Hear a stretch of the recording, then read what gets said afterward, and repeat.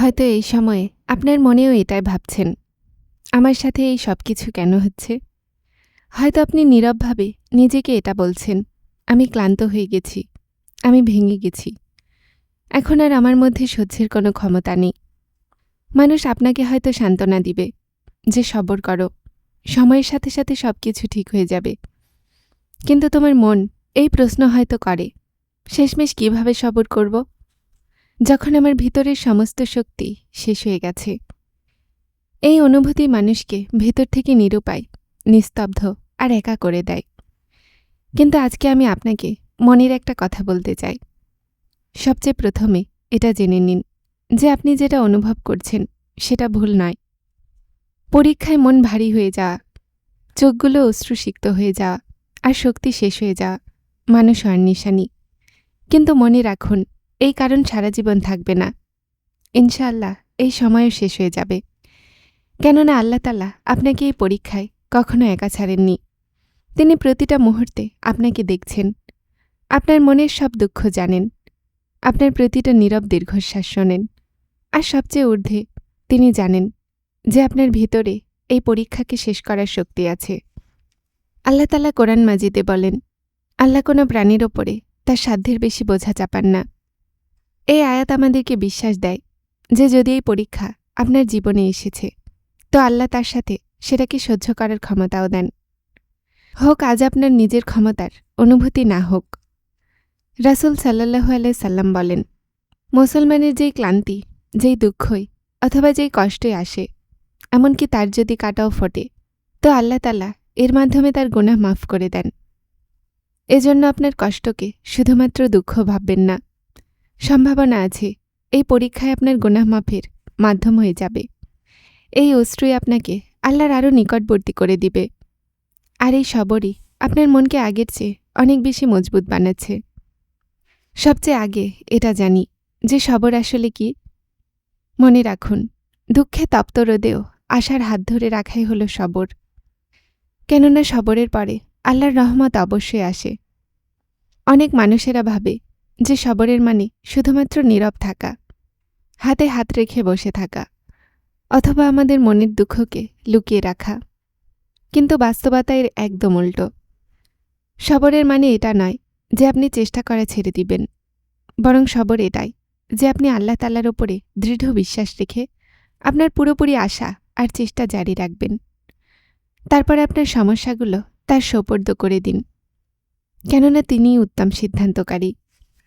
সবর এটাও যে যখন জীবন আপনাকে পরীক্ষায় ফেলে দিবে, যখন মনের ওপরে দুঃখের বদলে মেঘ ছেয়ে যায়, অথবা পরিস্থিতি আপনার বিরুদ্ধে চলে যাক, তখনও আপনি অভিযোগ আর অকৃতজ্ঞতার বদলে আল্লাহ তাআলার ওপরে ভরসা রাখুন। আপনার আবেগকে কন্ট্রোলে রাখুন।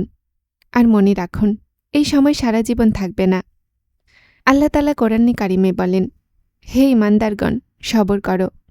একজন অপরজনকে সবরের শিক্ষা দাও, অটল কদমে থাকো, আর আল্লাহকে ভয় করো, যেন তুমি সফল হয়ে যাও।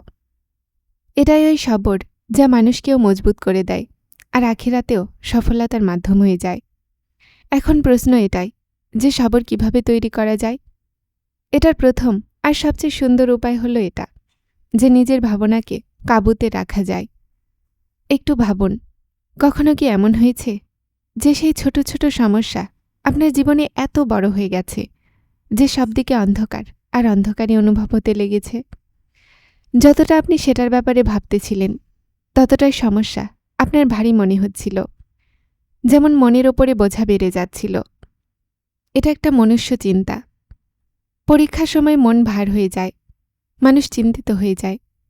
কিন্তু এমন মুহূর্তে সবচেয়ে বেশি প্রয়োজন এই কথার হয় যে আমরা আমাদের অনুভূতির বদলে নিজের বুদ্ধি আর নিজের ঈমানকে সিদ্ধান্ত নিতে দেই।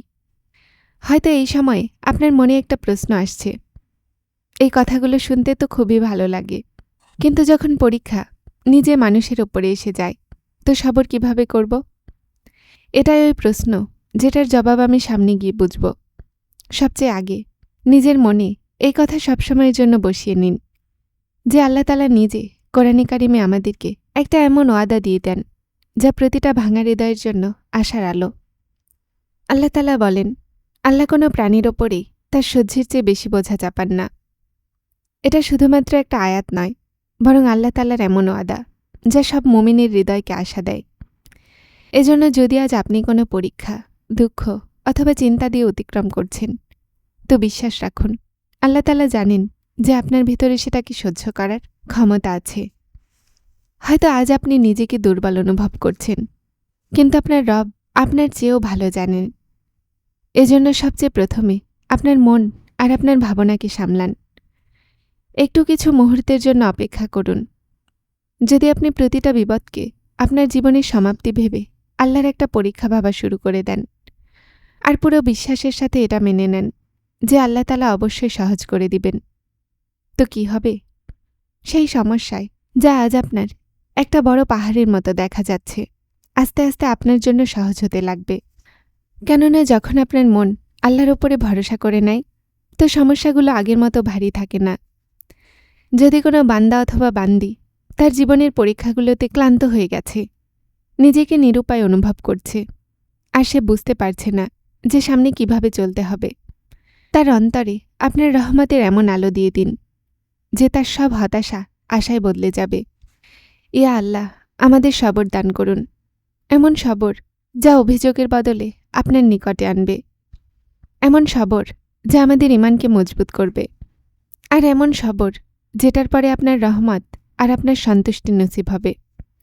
হে আমার পরওয়ারদিগার, আমাদের মন থেকে ভয়, অস্থিরতা, হতাশা আর একাকিত্বকে বের করে দিন, আর এটার জায়গায় আপনার উপরে দৃঢ় বিশ্বাস, শান্তি আর ভরসা দান করুন। যখন আমাদের কদম এলোমেলো হবে, তো আমাদেরকে সামলে নিন। যখন আমাদের শক্তি ভাঙতে লাগে, তো আমাদেরকে আমাদের রহমতের মাধ্যমে মজবুত করে দিন। আর যখন দুনিয়ার সমস্ত রাস্তাগুলো বন্ধ হওয়া অনুভব হয়, তো আমাদের জন্য আপনার রহমতের এমন দরজা খুলে দিন যেটার আমরা কখনো ধারণাও করিনি। ইয়া রাব্বুল আলামিন, আমাদের সব দোয়াকে কবুল করুন, আমাদের গুনাহগুলোকে মাফ করে দিন, আমাদের চিন্তাগুলোকে স্বস্তিতে বদলে দিন, আমাদের পরীক্ষাগুলোকে আমাদের উচ্চতা আর গুনাহের ক্ষমার মাধ্যম বানিয়ে দিন, আর আমাদের কখনোই আপনার রহমত হতে হতাশ হতে দিয়েন না। যারা চ্যানেলটিতে নতুন এসেছেন তারা হেদায়েত চ্যানেলটিকে সাবস্ক্রাইব করে আমার সাথে থাকুন এবং অবশ্যই ভিডিওগুলোকে লাইক শেয়ার করবেন। আসসালামু আলাইকুম।